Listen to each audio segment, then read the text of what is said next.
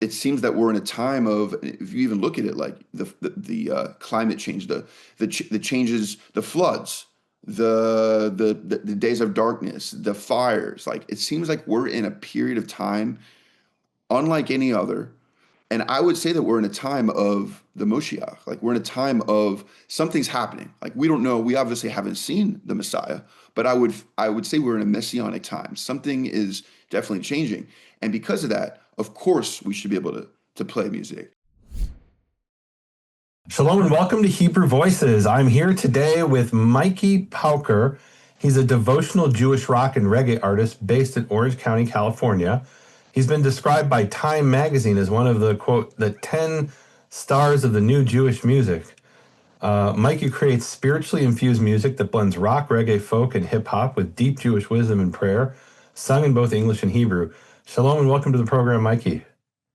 Mikey, what is your description here? Your bio says you're a devotional Jewish musician, an artist.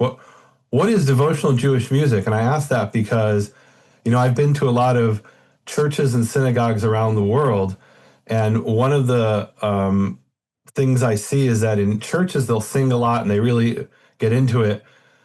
In Judaism, they generally don't do that in the synagogue, although maybe in Reform temples they do more.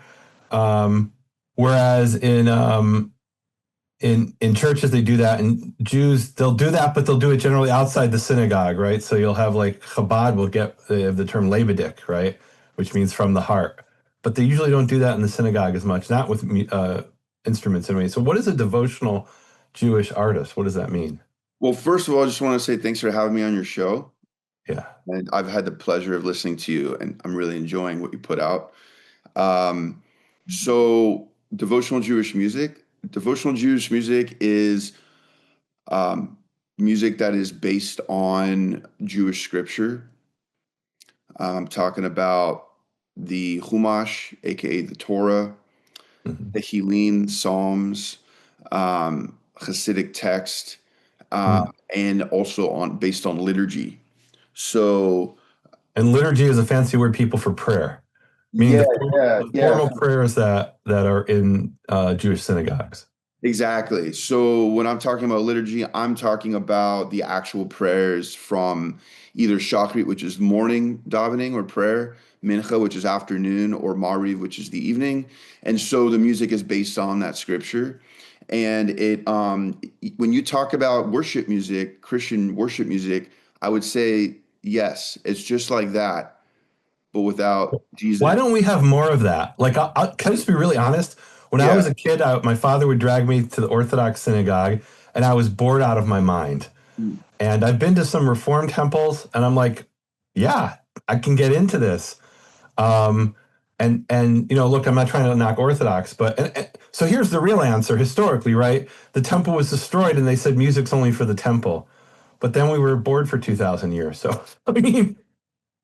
Well, I don't necessarily know if they say music isn't just for the temple. Meaning when it's in a formal service, I think that was the excuse in the Middle Ages. Maybe it's not today as well. I mean, I think the way the halacha has been, what I've learned is that, and then first of all, so something to understand about me is I grew up Reform.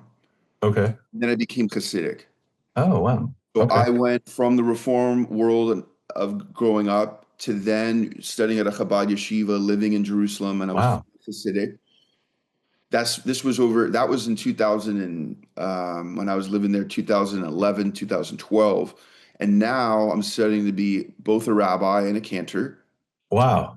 And I'm at an Orthodox rabbi, right? I like to put people in boxes. Is that what so it's non-denominational. It's called pluralistic. Pluralistic basically means, I don't know what that is. I mean, I know the word pluralism, but what does that mean in Judaism? Pluralism in Judaism means that at my seminary, you can get ordained in all denominations.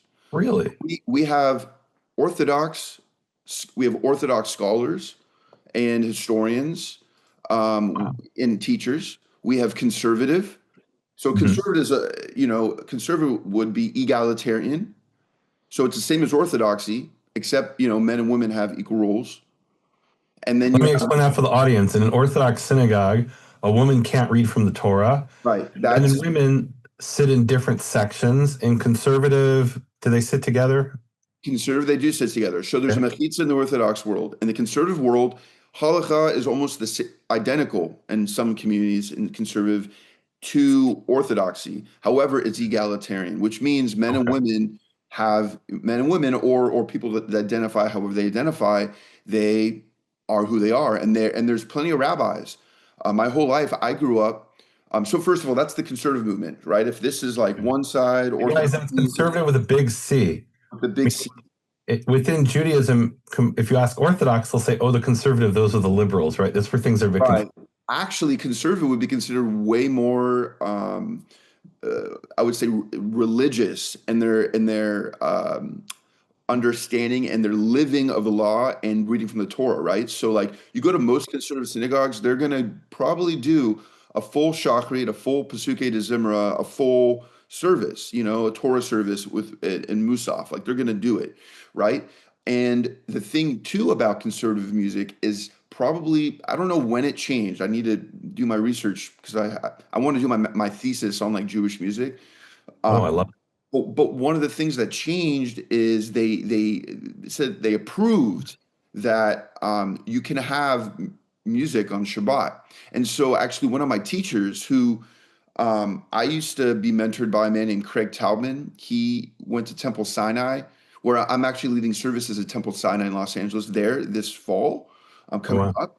But Craig Taubman started something called Friday Night Live. Friday Night Live is like, it was like a Christian worship service, but this was like 20 years ago, something like that. And he started bringing in great musicians on a Friday night. And you had David Wolpe, who you all know. I don't know if you ever had him on your show. I don't know who that is. So I David Wolpe is apologize. like a really, really well-known. He's one of the most world-renowned conservative rabbis who's ever lived. He's a Okay. very prolific. He used I've to. been to a conservative service maybe a dozen times in my life, and there was never music. So I don't have, I apologize for not having enough experience It's with either okay. conservative or reform, to be honest with you. Probably a good thing for your listeners too. Yeah. So the So let me conservative. ask you something. If there's listeners in Los Angeles, can they come to the service, let's say, even if they're not Jewish, or do you have to be Jewish? Do you have to be a member? How does that work? Like, I No. I literally mean, don't know. it's the same in Chabad too in Orthodox circles. You could just anyone. You could walk into a shul. Even if I go to Pico Robertson and I go daven at the Happy Minion, they're not going to say, "Are you Jewish or not?" Like Okay.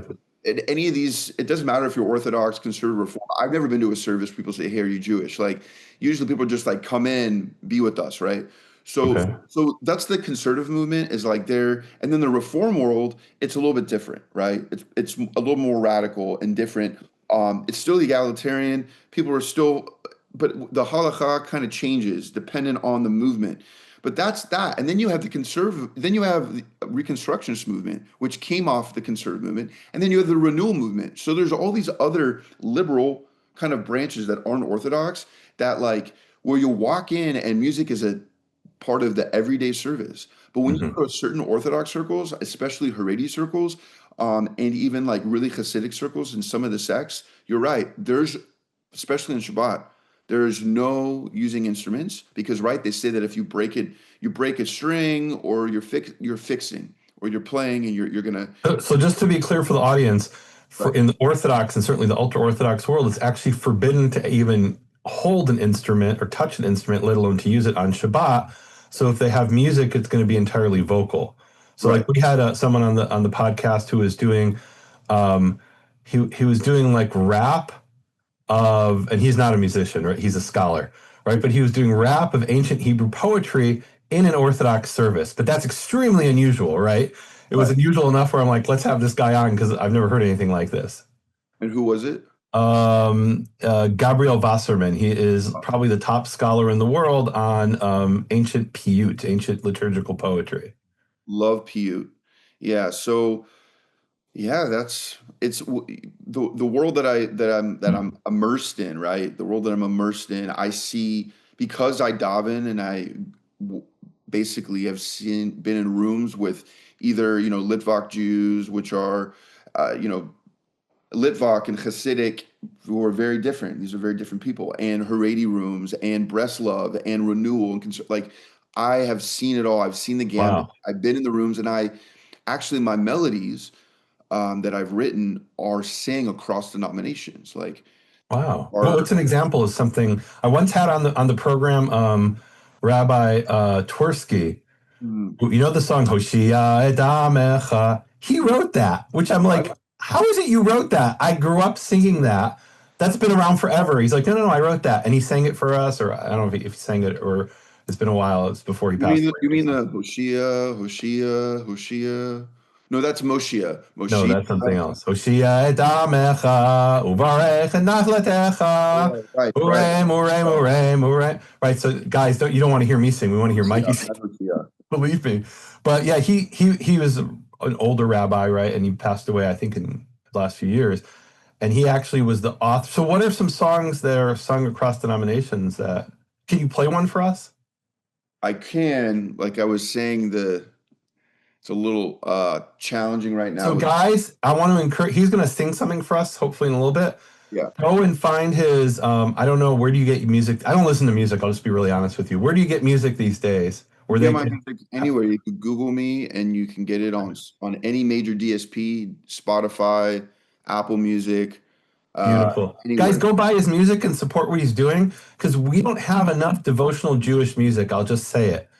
Um, in my view, I feel like we don't have enough. Like, I mean, you could I mean, Christian, and it's interesting. So I want to maybe talk about this for a minute. Like, in other words, I think that you could have some Orthodox who will hear this, or maybe ultra Orthodox, and say, you Jews are being influenced by Christians because we don't do devotional music. And you drew the parallel. This was something when the Reform movement was founded in the 1800s. This was a big issue. They said we want to have music in our synagogues like the Christians do, and the critique, and they had eventually organs. Why organs? Because that's what the Germans did. It was in Germany. That's what the Lutherans were doing, and the critique was no, that's what Christians do, and the response was, what do you mean? Psalm 150 is a list of lots of different musical instruments, right? Praise God with the timbre and the lyre, and I don't even know how to pronounce all these words, right? And the cymbals and right, Nevel and Kinol in Hebrew, right? So there's all these different musical instruments that they're using. And why don't we use that? There's various historical reasons. Like I said, some people say it's because the temple was destroyed and we shouldn't be happy when the temple's okay. But it's been 2,000 years. Can we have devotional music where we worship God? I love that. And we're also in a new time too. I just was in Israel this summer. I was on a Yeah. rabbinical trip, and Shavuot happened. Beautiful, beautiful, amazing holiday doing it in Jerusalem. I had such an incredible evening, and we ended up in the morning at the Temple Mount. I was up there Wow. in Shachrit, and Wait, you I'm have to telling tell us you about this, this. and I'll tell you about this. When I was Yeah. there in 2012, and my rabbi said to me, "Mikey, don't go up to the Mount. It's just not safe." When we went up there a long, long, long time ago, um, they would not allow you to move your mouth. You I could remember someone was arrested for moving his lips silently Yeah, back in that's not what's Elton time. happening right now. I mean, Wow. we went up and we davened a full shachri up on the side. Like we walked in and we did like a full 40 minutes. They let us pray there. We did So a Shachrit, guys, is the morning prayer. And this is like in a formal minyan and like a formal, like what do they full, call it, there were probably quorum? 50 people screaming out to Wow. God. We were prostrating ourselves on the ground, prostrating ourselves. Wow. And the Shalosh Regalim service is a certain Shalosh Regalim happen on very specific holidays. And it's a musical mode when like it happens on very specific like things like Pesach and Shavuot. But it was like a really beautiful service that happened. Wow. And I gotta say, like, because it seems to me things are changing up there, there's something going on. And it's funny, like, it's not really talked on the media very much about what's happening up there, but it seems that the governing forces up there are protecting the Jewish people to pray and are one of our most holy ancient pilgrimage sites. It is. It's the place where Abraham bound Isaac. It's like this is Mount Moriah. This is like the place. So um, and because of that, right, it seems that we're in a time of, if you even look at it, like the climate change, the changes, the floods, the days of darkness, the fires. Like it seems like we're in a period of time unlike any other. And I would say that we're in a time of the Moshiach. Like we're in a time of something's happening. Like we don't know. We obviously haven't seen the Messiah, but I would say we're in a messianic time. Something is definitely changing. And because of that, of course, we should be able to play music. I mean, this has been happening for a very long time, but I really do believe that like we are in a moment right now that historically we will look back at this and be like, this people were saying to our kids, wow, you were alive. You were alive during Wow. this time. You were alive during October 7th, first of all. Hmm. And so I feel like historically, things are shifting and musically, I've seen it. There's so much Jewish music. You say we need more devotional Jewish music? Hmm. I know hundreds of artists who are doing it Wow. right now. But maybe the reason you don't know about it is because we're all in our echo chambers. But I'm trying to pass a Jewish music Grammy, and part of my life is listening to Jewish music in all the denominations. Yeah. We have a lot of Jewish music. One of the highest contributors of Jewish music is obviously the Orthodox community. It's mind-boggling how much Jewish music is coming out of this movement. So, and look, I grew up with Jewish music, but it was the Miami Boys Choir, Uh-huh. which, look, I mean, there's some people who like that. I'm not knocking it, but um, yeah, I think I don't know that I would call that devotional. Maybe it is. I don't know. It's in a sense it is, right? And look, in the generation before me, my mother grew up with Shlomo Carlebach, who really revolutionized Orthodox Jewish music. And we have a lot of his songs that have just become part of the culture. I want to tie some things together. So you said you were up for Shavuot on the Temple Mount doing a full morning prayer Shacharit service, and you mentioned Shalosh Regalim. So guys, what that means is that's the Hebrew that means the three times. It's a phrase from Exodus 23 and Exodus 34, and it refers to the three times of pilgrimage to the temple, right? So, and the three pilgrimage feasts, or Chag, meaning Chag not in the modern sense, which is any holiday, but in the Torah sense is Feast of Unleavened Bread, what we call Pesach, Shavuot, Feast of Weeks, and Sukkot. All three of those are called Chag, and Chag implies a pilgrimage in biblical Hebrew. And Regel is the three times of year that you go up to the Temple Mount. So you actually got to be on the Temple Mount at one of the Regels, at one of the times of the year of pilgrimage, and did a prayer service. I mean, that probably hasn't been done since before the Crusades. There was actually a Jewish synagogue on the Temple Mount that the Muslims allowed, and then Right. after the Crusades, they came back and they didn't allow it. So this might be the first time in like 1,000 years that this has been done. This is amazing. Say something about that. That's historic.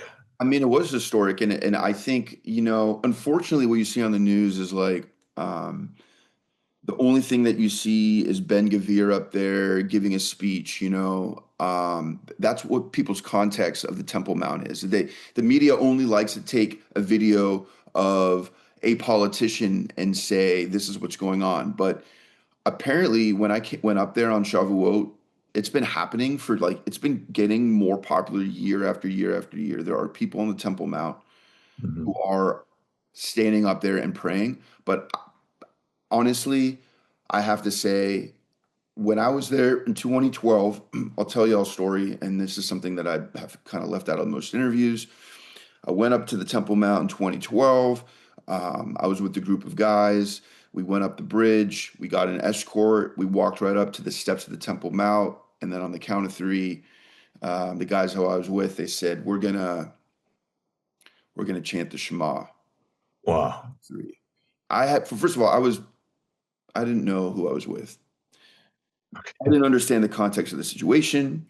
I was honestly at the moment pretty ignorant about where I was, what I was doing. I mean, I was in yeshiva studying at a Chabad yeshiva, and I was there, but I didn't understand why we couldn't do that.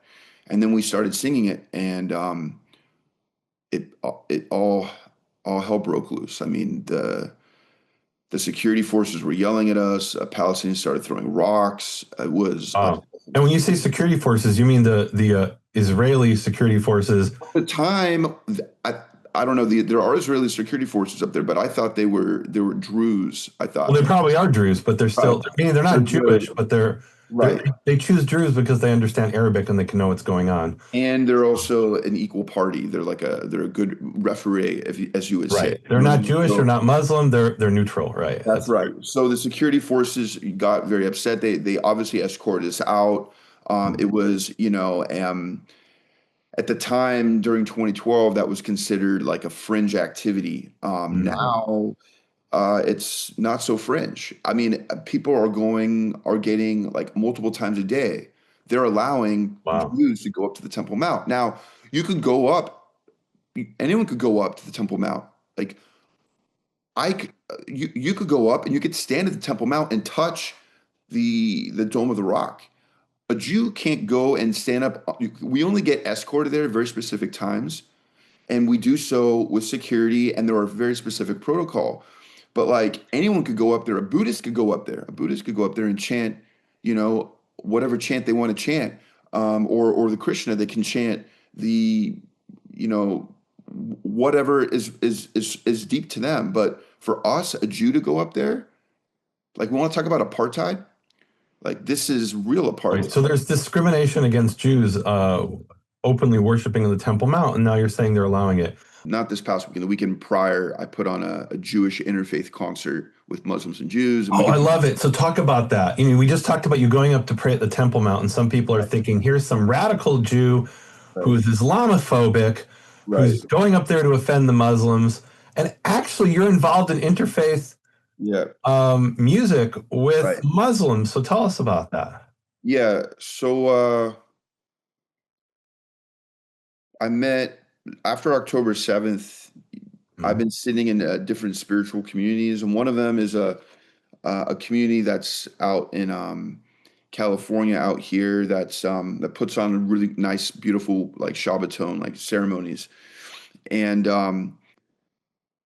I'm sitting there in this weekend, and it's Please like, tell us what a Shabbaton is for those who don't know. yeah, a Shabbaton is just like a weekend retreat where we come together over Shabbat, and then there's different events happening.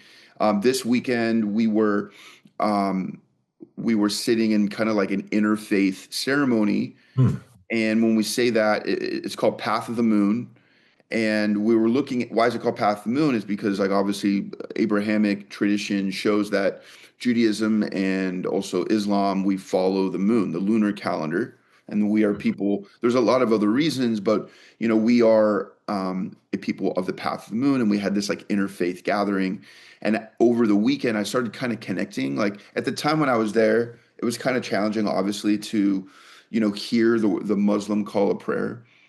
Um, this was like right after October 7th to kind of hear that. And then also we at the end of the weekend, we did a Havdalah that we led. And, I think for them, some of these Muslims, it was challenging for them who, um, some of them obviously never been to a temple before. And so they felt um, afraid, afraid. And also some of them were uh, ignorant at the time, as I was ignorant, I would say. Not ignorant as in a negative form, but like we just didn't understand why we would be afraid of hearing each other's faiths. So each other. Try to explain to the audience when you heard the Muslim call to prayer, Yeah. what was there some kind of like visceral reaction in the pit of your stomach, like this is what was shouted when they killed Jews on October 7th, or what was the It reminded me of when I was living in Jerusalem, yeah, and I'd wake up in the middle of the night and I'd hear the call to prayer at like one or whatever that was, 2 in the morning. around 4:30 in the morning? I Right. used to hear So it it all was the like time. really,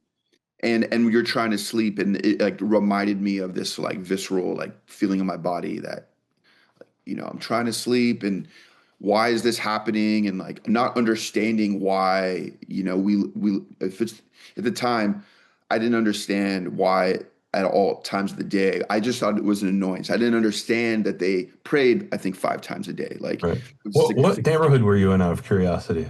I was living in the old city. Oh, okay. So you're definitely hearing it in the old Yeah, city. yeah. I lived in Baca, and if you had your windows open and it was really quiet, you could hear it at between 4 and 4:30, coming from Abu Tor. But if you're in the old city, you're hearing it loud and clear. I once was in Amman in Jordan, Mm. and there they do things a little bit differently. I don't know exactly why, but at midnight, full blast in the hotel room. Uh, the loudest thing you ever heard, the call to prayer. Right. The actual prayers, it's not just the call to prayer. And they're beautiful. I mean, like at the time, I just thought it was an annoyance where I was in my life. I mean, this was like 15 years ago, and like, then I moved, and then a few years later, I was up living in Nachlaot, which is over near the Agrippa Shuk, Mhm. which is like where Yeah. people go shopping, and it's like where my yeshiva was when in Chabad Yeshiva, and you Mhm. maybe hear it a bit less because you're not right in the center of Yeah. Jerusalem. But at this ceremony, at this Shabbaton, there was a lot of interfaith discussion, kind of conversations between Israelis, Palestinians, people there were Lebanese, some were Turkish Muslims. Wow. It was, and then just American Jews. So it was like a weekend of like connected prayer and community. And what happened was at the end of the weekend, I went and sat down a woman, a Muslim woman, and I was like, hey, like we just jumped in to October 7th. Like we just went in because we didn't Mhm. talk about that all day. It was like for me, it was like a lot of like on a spiritual level, the weekend was a deep spiritual prayerful weekend. But I wanted to know like where we were at. And we got into it, and it was honestly not the best conversation to have at like 2 in the morning. So we were like, okay, let's put a pause on this. The next day, we were ending the ceremony, and I'm sitting there in the temple, and I'm playing a song in Hebrew and Arabic that was originally written by Moshe Ben Ari in a band called Shevet, called Odyovo Shalom, which means there will be peace. There will be peace. Peace will come for us in the world. And so I started singing it in the temple, and the same woman started singing with me. She was like, "Oh my God, I love this song. I Wow. lived in Israel. I was a Shalom Hartman fellow. So the Shalom Hartman Institute in Israel, they do a lot of peace work between Israelis and Jews, and people come from Mhm. America and they come and learn there over the summer. So she came, and she said, just a few months ago, after October 7th, they canceled the program because Wait, she was the Shalom Hartman fellow, or you were? she was. She was the She was a Muslim one. Muslim Oh, woman, wow. yeah. Okay. So she said, actually, Mikey, many of us here were in this Wow. room. So I said, that's interesting. I said, why don't we grab dinner? And I said, where do you live? And she goes, oh, I live in Orange County. I'm like, that's where I live. She lives 20 minutes from me. Hmm. So we ended up getting together, having dinner. I came to her house. She made an amazing dinner. Awesome, beautiful. She came to my house, similar thing. And then over back and forth, we started opening. She would open up the Quran, and I'd open Hmm. up the Torah. And we would look at the similarities of our faiths, and we would talk about, oh, it says here this angel, oh, I have an angel here. Oh, it says Abraham, oh, we have Abraham here. Like we were basically trying to like, regardless of what people are saying, we wanted to find our own connection points within the scripture to see the Hmm. similarities. So over time that started happening. And what happened was we eventually invited she's a part of a community called the Pacifica Institute, and they're a Sufi Muslim community of Turkish descent, and they have, I guess, many different chapters, but one of their main chapters is out here. They ended up coming to our synagogue for an interfaith dinner. We went to them for an iftar event, a Ramadan event. Tell the audience what iftar is. I know, but I'm not exact. So the it's when event, they break the fast, right? On Ramadan each it was a day. break. It was a break the fast. Yeah, so I don't speak Arabic fluently, but it was a break the fast event on Ramadan. During the day, they don't apparently eat any food, Or drink water. water, and Yeah. this happens for how long is Ramadan? It's like It's a month, a month, which right? could be, I guess, 29 or 30 days. I'm not sure exactly. Meaning, I guess that varies, presumably. Yeah, so it was about 29, 30 days, and but in the evenings when the sun goes down, it's permissible to eat. And so they had a big meal that we came together, and they What we call in Judaism a Suda Mafseket. It's when the meal that you eat at the end of Yom Kippur. But they do similar. it like 29 or 30 days in a row. Yeah. Right, right. And to think about that practice, right, as a Jew, like we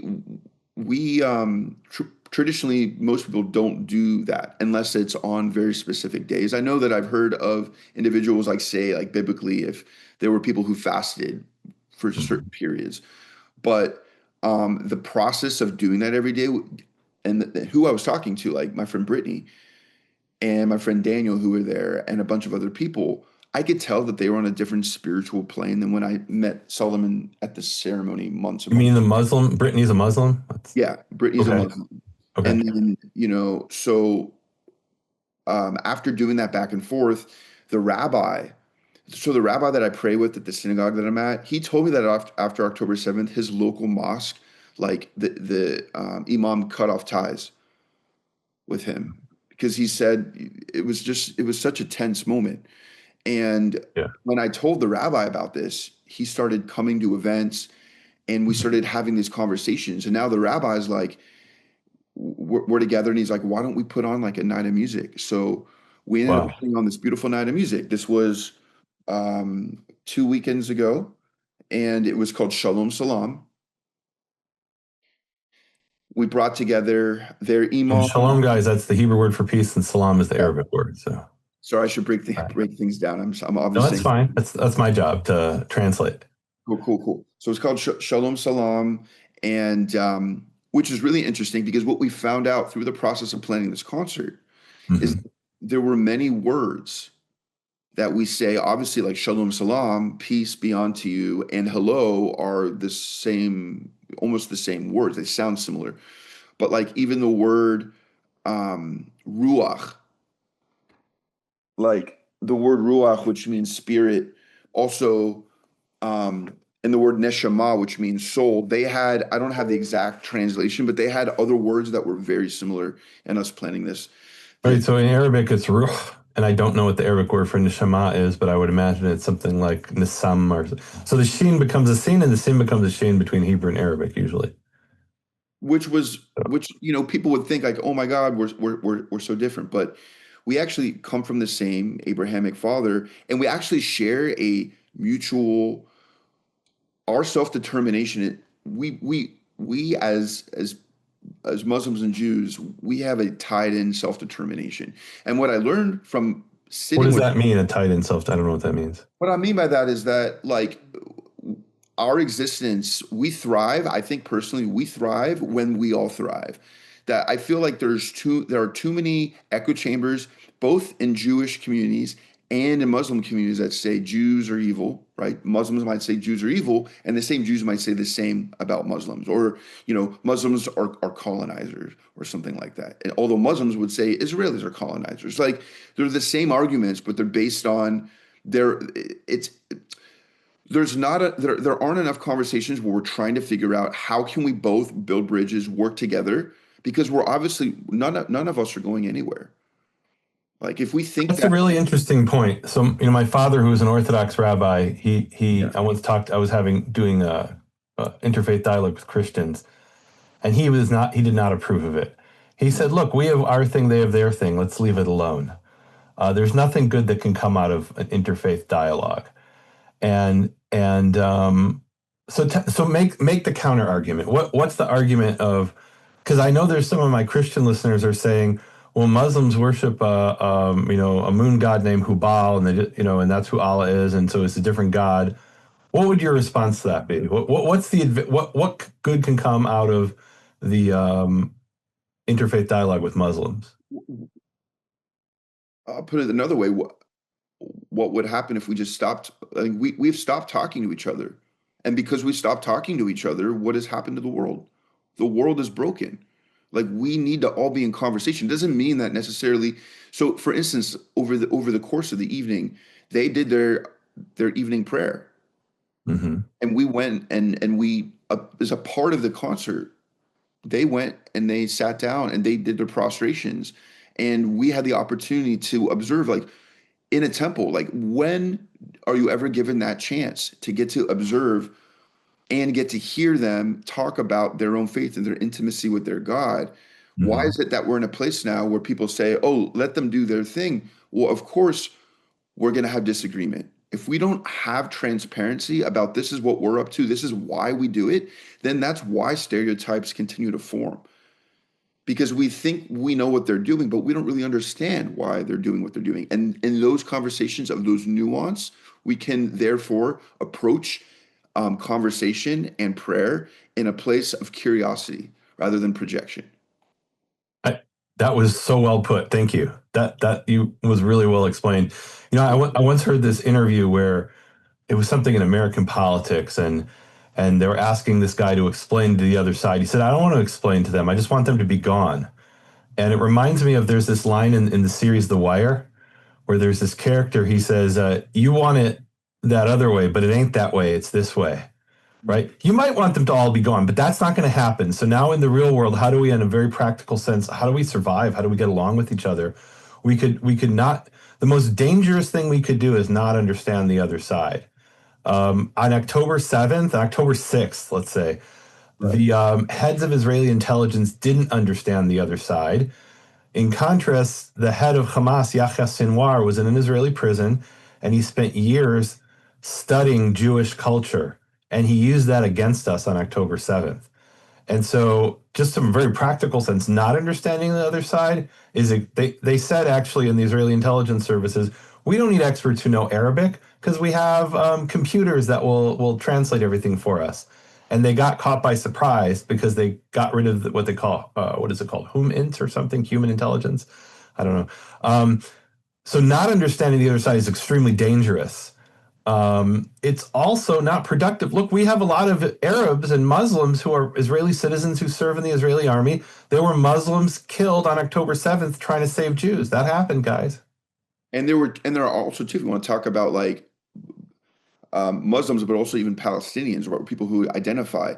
2.8 million Arabs are living within Israel who have equal, they're able to serve even in the highest court, in the Supreme Court. And there's over 400 mosques right now in Israel. 400 mosques. So you're telling me like as a as a person, I mean, as an as a day-to-day person living in Israel, I think it would be if you're in a neighborhood where there's multiple mosques, I think walking over there and breaking bread and having a conversation could be one of the most holy things that we can do, right? We're getting to know our neighbor, we're understanding what they're up to. It doesn't necessarily mean that we're praying with them. It doesn't necessarily mean that like when they were doing the prostrations, I'm not going to bow down to Allah. I'm going to observe and I'm going to be there. I'm going to be supportive. And then when it came to our Havdalah, our invitation to them is, hey, you can join us or not. And a majority of them, they also were just curious and they wanted to watch.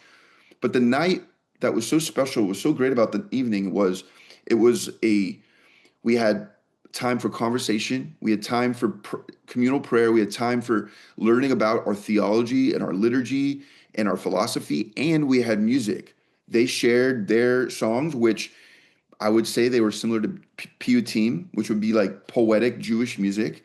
And then we also shared ours.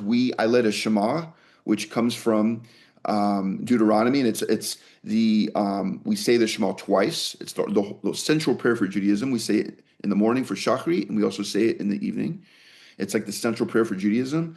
I also led an Eloheinu Shema, which means that God, you have the soul that you breathed into me is pure. It's all talking about the way God fashioned our soul. And we did a Havdalah, and we also sing Nigunim. Nigunim is it's basically like Jewish, it's gibberish technically, but it's singing songs to a certain melody. So yada da yada da, whatever it may be, it's a way that we can invoke communal singing without anyone knowing any Hebrew. And that happens in many different faiths. You do the same thing. So we had this evening, and wow, Hmm. what came from it? What came from it? I would say the most of the people that came were half the people were from their mosque. They've never been to a temple. Mm-hmm. Half the people came were from also our temple, never been to a mosque. They've never seen Muslim pray. And then you had a whole other group of people who were just stoked on the interfaith. A bunch of my friends that came, my fans that are, if you listen to Mm-hmm. Mikey Pauker, you're obviously my fans are all different kinds of people. And I gotta say, people were very emotionally moved. There was one man that came. His name is Orly Israel. He's a Jewish man who I've known since he was a very young kid, and he lost his house due to the wildfire in Pacific Palisades. Hmm. and he's a Jewish man who came out, and he came out and spoke about why speaking and why listening to people creates, like, it solves all the issues in the world. He started a table called the Listening Table, where he goes out to the streets of Los Angeles and he opens up his back, puts a table on the ground, and he just listens to people without any sort of giving any advice. And what he found from the process of doing that is that, one, we find out that, like, across each table, regardless of what we're wearing, our regalia, we are human souls here on a human journey, and we're all facing similar battles. And when through the process of listening, as he spoke on Saturday, um, he said, "This is such an incredible event. I want to do a Shabbat dinner. Can we get Shabbat dinners going? Like, can we get an event next week where we come and do an interfaith dialogue? Like, who wants to do it next week?" And everyone in the whole room raised their hands. This one man raised his hand. He was like, he's a Muslim man. He's like, "You could come to my house anytime." Wow. Now we're going to have a meal at this person's house. Mhm. We're going to invite Jews and Muslims, and we're going to have these conversations. I honestly think that if the world did more of this, we would have less war. It's a lot easier to demonize someone when you've never had a conversation with them. Easy, That's easy. I think the takeaway here, or that maybe that's the principle behind this. So, experience has shown that, right? Meaning, um, when you live in the world of conspiracy theories, that Jews are, eating I mean, literally in the Muslim world, in the Arabic world in particular, they report in the newspaper that such and such Christian child was sacrificed by the Jews for their to use the blood in their matzah. And when you actually have a conversation with people, you're like, wait, they remove blood from their meat. So what are you talking about? They're going to eat blood in their matzah? It doesn't even make sense, right? But so it's easier to demonize someone you've never had a conversation with them. Yeah, so I love this. This is fascinating stuff you're sharing with us, Mikey. Can we talk about the lawsuit? Yeah, let's talk about the lawsuit. Tell me about the lawsuit. Last December, I was booked to perform at a hot spring music venue where I've performed in the past. And a couple of days before the performance, I got an email from the venue that said that they needed to cancel because they got negative feedback. And during the same day, I ended up getting on Facebook and online through email death threats, hate mail from people that were calling me a terrorist lover and a Palestinian killer. So essentially, what happened was I was going to perform at this hot spring, and I was targeted by a cancel campaign. It's not my first, but it's one of them. And so what happened is through conversation with the community and trying to figure everything out, they made a choice to cancel the concert, and I ended up speaking with them, and they said it had to do with my Zionist views. And I was like, I mean, that I believe Israel has a right to exist, that I believe that Jews have a right for self-determination. Um, and they said that they needed to postpone it to a later date. So I ended up kind of like posting about this online, and I got all these messages, and I ended up I basically had to, after getting the death threats, I had to call the FBI, and I had to, like, essentially, like, let them know what's going on. I had to make all these claims with uh, the law enforcement, and contacted all the different civil rights organizations, and even the ADL. I was contacted by, a few days later, the National Jewish Advocacy Center with Dr. Rabbi Mark Goldfelder, who um, started this law firm, and we are suing. They ended up taking me as a client, and we're suing the music venue. We actually filed the suit in April. It's a federal lawsuit in Northern California. We're suing the venue and the people that came after me for this cancel campaign, and we're saying that the case is that they're trying to argue. Harbin's trying to argue that they're trying to argue that Zionism is a political belief. It has nothing to do with our faith and our people. And that's what this is. So Wow. right now in society, we live in a time on college campuses and around the world where people are able to call you a Zionist, they're able to discriminate against you, and it has nothing to do with Judaism, they say, which is not true. And so this court case, they're seeing this as a historical court case, like a Brown versus Education lawsuit in America, unlike any in the music industry. And they're hoping Wow. that this case will, if we win, they're hoping that this will make sure that if a music venue, cancels a concert because someone's a Zionist, or you're a director in Los Angeles, you have a film and someone decides to discriminate against you, that it will actually be illegal to do so. And it's going to expand in civil law section 2 and 6 of civil law. And Yeah, so that's what I'm fighting right now. And we're going to actually have we're going to have an oral argument with the judge on September 26th. So people can, at 10 a.m. Pacific time, people can log in and see this conversation. We've been going back and forth with, my law firm and Harbin, back and forth through, like, obviously, like, What is Harbin? Is that the other yeah, side? Harbin Hot Springs is the name of the music Okay. venue, and that canceled me. And so we've been going back and forth with our teams through, like, legal arguments, and right now they're trying to, like, dismiss the case, and we're hoping that the judge will, at this meeting, book the the case to actually happen. And if it doesn't actually happen with this, we're going to appeal it to appellate, and if not, we'll take it to Supreme Court. But Wow. they say that if we win this case, it's going to change protection of Jews in America across. Wow. So I want to explain for the non-American audience, because there's people like in Australia who are like, what are you guys talking about? And correct me if I'm wrong here, because I'm not a legal expert, but my understanding is in America, religious discriminating based on religious views is forbidden, but based on political views is permissible, with the exception within Washington, D.C., I believe. Um, and so if they can categorize your Zionism as a political view, which you explained, it's clearly religious, Right. right? Then they are allowed to discriminate against you. But if it's part of your religious identity, which it clearly is, and an expression of your religious identity, then it would be like saying we're going to cancel you because we found out you're a Catholic, or we're going to cancel you because we found out that you pray towards Mecca. If you're a Muslim, that wow. So this is historic.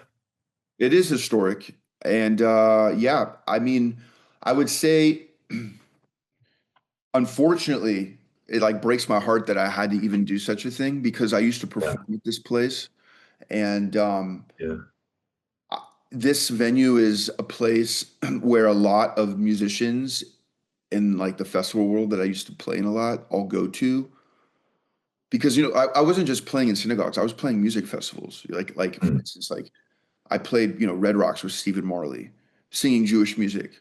So it wasn't like I was just singing devotional music in a synagogue. I was playing a lot of, like, transformational music festivals where a lot of these artists who I thought were, my friends, people that I broke bread with, essentially just, like, as soon as the war started, I think, out of ignorance, started posting, I would say, pro-Hamas propaganda, saying that Israel has been lying, that it was a false flag operation. Like, I'm talking about people saying that October 7th didn't even happen.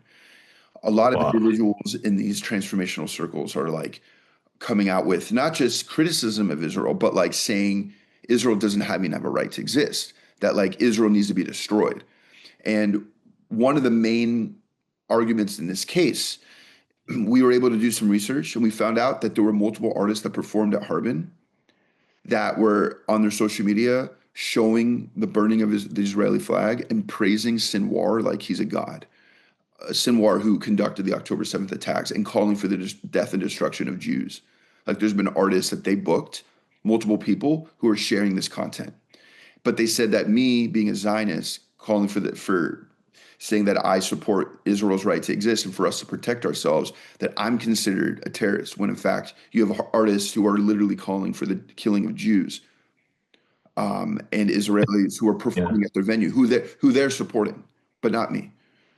I mean, this is so deeply problematic because asking a believing Jew, let's say, which you clearly are, to deny Zionism would be like, meaning, like you described, the religious dimension here, it's the center of the Jewish faith, would be like asking a Christian to deny the resurrection of Jesus or a Muslim to deny the divinity of the Quran. Right, meaning, and so imagine if there was a Muslim who was artist who was performing, and they say, "Well, you believe the Quran came from Allah. You're not allowed to perform." What are you talking about? Like, how is that permissible? That's crazy. Well, the thing is, most people don't understand that, like, what I've said on polls, like 80% of the world population who are Jews have a deep connection to Israel and who have a deep connection to not just the modern state, but the biblical state. So when we're talking about the Jewish people in America that are really loud on social media, or the bots that are, cosplaying to be Jews, like, or organizations like Jewish Voices for Peace that don't represent the Jewish people, it's problematic. Well, look, and there are Christians people who call themselves Christians who deny the resurrection of Jesus. Right. So there might be Jews who say, "Oh, that has nothing to do with the Jewish faith." Well, and you talked before about the Chalutzim, the pioneers who went to Israel to work the land, but and they were completely secular. A lot of them were communists who didn't believe in God. But in a sense, it was a religious action. Like, why did they want to work the land of Israel and not the land of Poland? Because they have this deep, even, I don't know what the word is, spiritual connection to this land, which Jews have had for thousands of years. You brought before your lulav, and you talked about the citron, and those are two things that, and I think back like 100 years ago when there were Jews in Lithuania, where my great grandparents and great great grandparents came from, and they would import this lemon, this citron, from the land of Israel because it doesn't grow in Lithuania. So they would risk life and limb 500 years ago as merchants to bring, and we have descriptions of this in the literature. The merchants would violate Shabbat to bring the citron to places where it didn't grow, because they're like, we are connected to this land. We can't exist without this land. 100%. So what I'm hoping, and my prayer too, is that more Jews will have it, like, especially the ones that are feeling completely disconnected from Israel, that they go and they visit. Like, I just went this summer. The place is, I've never seen it like this. We're standing there. There's a bomb shelter. All of a sudden there's a rocket attack coming from Yemen because of the Houthis. They haven't learned their lesson yet. They shoot a rocket into Israel. We all run to a bomb shelter. We're in our bomb shelter for a few minutes, and we go back outside, and the streets are packed. Like, people are living their lives like it's their last. It doesn't matter to them. I mean, it's unfortunately, people are still traumatized about what happened on October 7th. How could you not be? The morale of the country is in a tender place, but at the same time, people are dedicated. They're excited, and my hope is that more Jews, even if you don't agree with what the Israeli government's doing, that you go and you visit and you put yourself on the land, and even if you're not Jewish, go to Israel, see what we're talking about with our intrinsic connection to the land, and experience what it's like to be there. It's magnificent. So I leave you with that today. And thanks so much. That's been amazing. Yeah. Shalom. I think, can I just share one thing I think that a lot of people don't understand is, like, what I hold, and this is a point of contention in myself. Okay. I believe that the center of the whole conflict of Israel is the Temple Mount. When we really get to the center of everything, people might ask, well, how could you be sitting with Muslims if you are praying at the Temple Mount?